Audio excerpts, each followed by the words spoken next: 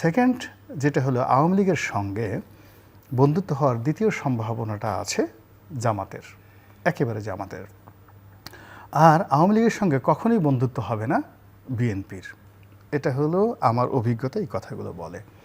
এবং সম্ভবত সেই দিকেই পুরো পরিবেশ এবং পরিস্থিতি এগুচ্ছে বলে বিভিন্ন মহল থেকে আমরা কথা শুনছি, সম্ভাবনা দেখছি, এবং এটা অতীতে এভাবে ঘটেছে। আপনি চিন্তা করতে পারেন যে এরশাদ সাহেবের সঙ্গে শেখ হাসিনার একটা সমঝোতা হবে, আবার শেখ হাসিনার জমানায় এরশাদ সাহেব গৃহপালিত বিরোধী দল হবে।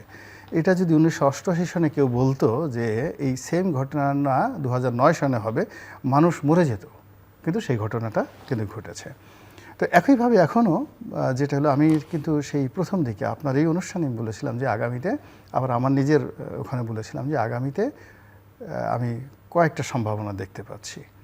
প্রথমত ডক্টর মোহাম্মদ ইউনূস, ওনার সম্পর্কে 2024 সনে যেটা ভাইব তৈরি হয়েছিল আগস্ট সেপ্টেম্বর, তার বিপক্ষে একটা ট্রু শব্দ করার মতো বাংলাদেশে একটা পিঁপড়াও ছিল না, বরং তাকে প্রশংসা করে মানুষ আত্মতৃপ্তি পেতেন।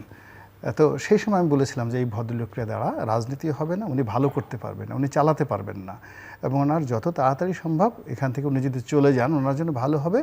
এবং ওনার জায়গায় যদি আমি হতাম বা আমি ওনার পরামর্শদাতা হতাম, ওনাকে আমি বলতাম 2024 সালের ডিসেম্বর মাসের মধ্যে একটা নির্বাচন দিয়ে সম্মানজনকভাবে চলে যাওয়ার জন্য। এখন এটা দেখেন, ঠিক সেম কাজটা বা সেম কথাটা কিন্তু এখন সবাই বলছেন। ওনার যারা আপনজন ছিলেন, এমনকি ওনার যারা ক্যাবিনেটে, যেমন ফরহাদ মাজার সাহেবের মতো মানুষ বলছেন যে গ্রামীণ ব্যাংক চালানো আর এটা এক না। কিন্তু এই কথাটা কিন্তু আমি সেই 1 বছর আগেই বলেছিলাম। আমি আরেকটা কথা বলেছিলাম ওই সময়টাতে, আমি স্মরণ করাই দিচ্ছি, যে সামনে যে রাজনীতির মেরুকরণ এবং পরিণতি আসছে, সেই পরিণতিতে সবচেয়ে বেশি বিপদে পড়তে যাচ্ছে জামাত, তারপরে বিপদে পড়বে বিএনপি। এখন আপাত দৃষ্টিতে এই মুহূর্তে মনে হচ্ছে জামাত সব কিছু নিয়ন্ত্রণ করছে, সচিবালয় তাদের, ডাকসু জাকসু সব কিছু তাদের। কিন্তু বাস্তবতা হলো যে জামাতের যে নেতৃত্ব এই মুহূর্তে আমরা ফ্রন্ট লাইনে দেখছি, আমাদের প্রচলিত রাজনীতিতে যারা প্রথম জেনারেশন, মির্জা ফখরুল বলেন, মির্জা আব্বাস বলেন, এদেরকে যদি আপনি প্রথম জেনারেশন ধরেন, তাহলে তৃতীয় জেনারেশনের রাজনীতিবিদ হলেন জামাতের আমির, আর চতুর্থ জেনারেশনের যাকে বলা হয় জেনারেশন হলেন জনাব শিশির মনির বা ডক্টর মাসুদ, ওনাদের মতো লোকজন। ফলে কি হলো, তারা ক্ষমতার দিক থেকে, রয়্যালিটির দিক থেকে, পাওয়ারের দিক থেকে প্রথম জেনারেশনের ক্ষমতা ভোগ করছে, কিন্তু তাদের মেশিন হলো চতুর্থ জেনারেশনের। ফলে কি হলো দেখুন, অপারেটিং মেশিন চতুর্থ জেনারেশনের। ফলে কি হলো দেখুন, তারা কথাবার্তা বলতে গিয়ে প্রায় সবাই বিতর্কিত হয়ে পড়েছেন, সবাই ধৈর্য হারিয়ে ফেলেছেন, এবং সবাই একটার পর একটা ভুল করছেন। প্রায় সব ক্ষেত্রে তারা কোনো নেগোসিয়েশন করতে পারছেন না, কোনো বন্ধুত্ব তৈরি করতে পারছেন না, বন্ধুত্ব রক্ষা করতে পারছেন না। মানে দেখা গেল যে আসলে আপনার হাতে অনেক ক্ষমতা, ফ্র্যাঙ্কেনস্টাইনের একটা দানবের মতো আপনার ক্ষমতা হয়ে গেছে, কিন্তু ওটা পরিচালনা করার জন্য যে সফটওয়্যার দরকার, যে অপারেটর দরকার, যে পরিবেশ দরকার, যে ক্ষেত্র দরকার, অধিক্ষেত্র দরকার, সেই জিনিসগুলো নাই। যেমন জামাত মনে করছে যে সে তার নারী কর্মীদেরকে দিয়া আল্লাহ রাসূলের কথাবার্তা বলে সে ভোটের মাঠে নারী ভোটারদেরকে এবং অপেক্ষাকৃত তরুণ ভোটার যারা স্কুলে পড়ে, কলেজে পড়ে, ফার্স্ট ভোটার হলো, মায়ের বসে একজন লোক যখন মাথায় হাত বুলিয়ে লা ইলাহা ইল্লাল্লাহু মুহাম্মাদুর রাসূলুল্লাহ, আল্লাহর নামে ভোটটা দিও বাবা, আমি তোমার জন্য অনেক দোয়া করব, কোরআন শরীফ পড়ে তোমার জন্য দোয়া করব, ফু, এতে বোধহয় ভোট হয়ে যাবে। কিন্তু এটা যে ভোট হয় না, এটা জামাত এখনও পর্যন্ত বুঝতে পারছে না, নাম্বার 1। নাম্বার 2 হলো জামাতের রাজনীতির যে কতগুলো ন্যারেটিভ রয়েছে, যেগুলো কখনোই গত এই স্বাধীনতার পরে আজ অবধি বাংলাদেশে ওইভাবে খোলামেলা আলোচনা করা হয়নি। বাংলাদেশের মানুষ কখনোই জানতো না ইবনে তাইমিয়া কে, তাকে নিয়ে আলোচনা হতো না।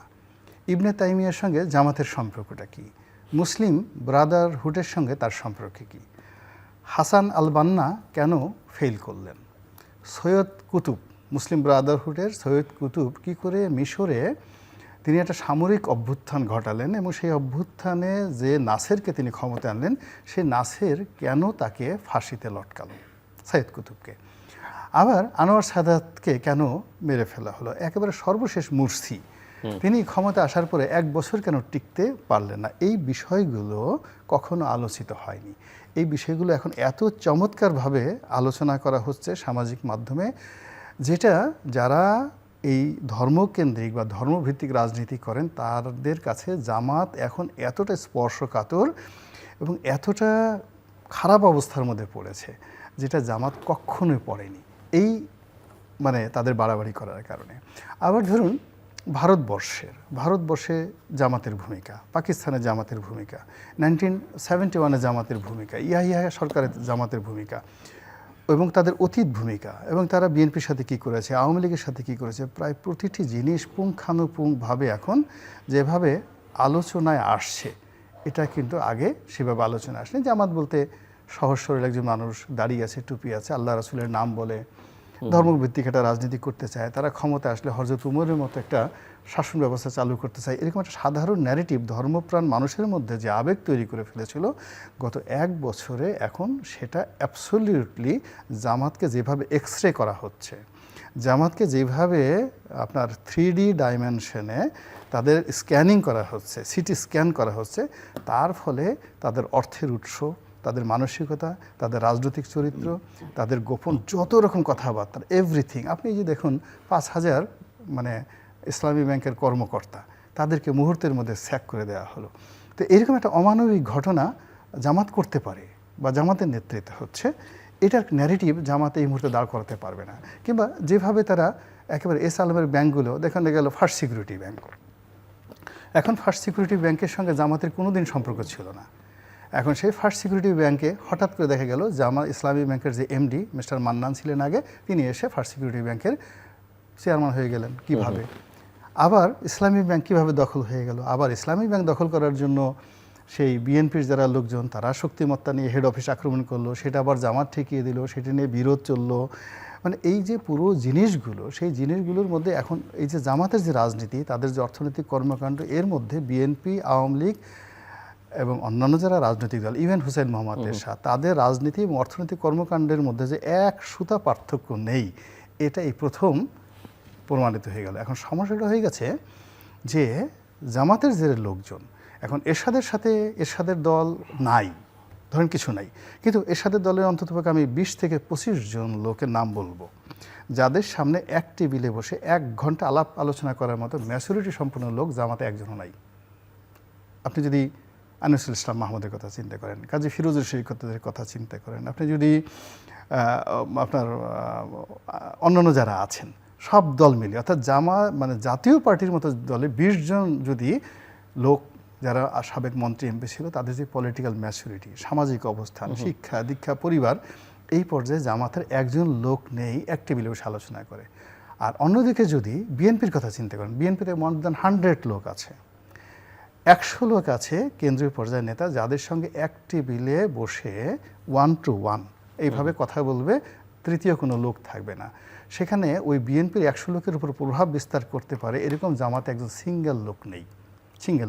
ফলে কি হচ্ছে, এটা হলো 1 to 1 between you and me. আপনি আর আমি যখন একা বসতেছি, তখন আপনি জানেন যে গোলাম মৌলা রনি আপনার সাথে 1000 গুণ যোগ্যতার সম্পন্ন, অথবা আমি জানি আমার চেয়ে জনাব জিল্লুর 1000 গুণ শক্তিশালী, 1 to 1। কিন্তু বাইরে সোরাব ভাইদের মতো হাজার হাজার লোক আপনাকে পাম দিয়ে দিয়ে বা আমাকে পাম দিয়ে দিয়ে, আমার মানে আকার আকৃতি আছে একটা সুহাকে তারা ইঁদুরের মতো, কিন্তু আমাকে ফুলিয়ে হাতি বানিয়ে লোকজন বলে এই হাতি আসছে, হাতি আসছে, হাতি আসছে। ফলে রাজনীতিতে আপনি যেটা বললেন সবার আগে শেষ করে দিচ্ছি, ওভার রেটিং। অর্থাৎ এই যে আমরা কিছু সামাজিক মাধ্যমে কিছু অন্ধভক্ত তৈরি করে ফেলেছি, এই অন্ধভক্ত এগুলো আগে রাজনীতিতে ছিল না। প্রেস ক্লাবের সামনে মানে একজন বক্তব্য দিত বা দিচ্ছে, এগুলো সবই জামাতের বি টিম, সি টিম। ওই যে দেখেন মাহফুজ সাহেব, যিনি এখন তথ্য উপদেষ্টা আছে, ওনার তো ব্রিলিয়ান্ট, সে কিন্তু একটা চমৎকার কথা বলছে যে জামাতের এমনি 4-5টা মওদুদিবাদের B team, C team, D team আছে, তারপর তার নতুন কোনো টিম দরকার নেই। এখন দেখবেন যে ওয়াজের ময়দানে সাইদি সাহেব অন্যান্য যে লোক কিছু একটা বলে সে বলতেন, আপনারা সবাই চিল্লাইয়ে বলেন সুবহান আল্লাহ, সবাই সুবহান আল্লাহ। এখন এটা যেটা জাতীয় ভাষা, এগুলো চিল্লাইয়ে বলেন সুবহান আল্লাহ, চিল্লাইয়ে বলেন আলহামদুলিল্লাহ, বলেন ঠিক কিনা, সবাই বলেন ঠিক ঠিক ঠিক। প্রেস ক্লাবে গিয়ে দেখেন ছোট ছোট রাজনৈতিক দল 10-12 জন লোক, সামনে আছে 3-4 জন, পিছনে 10-12 জন। মাইকে একজন ধরাইয়া নেতা বলতেছে, বলেন তো ঠিক, পিছন থেকে সবাই হাত তুলে বলল ঠিক ঠিক ঠিক। এই যে জামাতি যে ন্যারেটিভগুলো, ক্যারেক্টারিস্টিক্সগুলো, এগুলো যেভাবে সমাজে ওভার রেটিং করে ফেলছে, ওভার রেটিং করার ফলে এখন এরা মানে B team, C team, D team, এরা আলটিমেটলি রাজনীতি থেকে কিন্তু প্রায় সবাই চলে গেছে। এই আগস্ট বিপ্লবের 5 তারিখের আগে যাদের নাম ছিল, ডাক ছিল, তারা অনেকেই গণপিটুনি খেয়েছে এই সময়ের মধ্যে। অনেকের দাঁত ভেঙে গেছে, অনেকের হাড় ভেঙে গেছে, অনেকের অবস্থা এত খারাপ হয়ে গেছে, রক্তে ওই যে যেন হিমোগ্লোবিন কমে গেছে।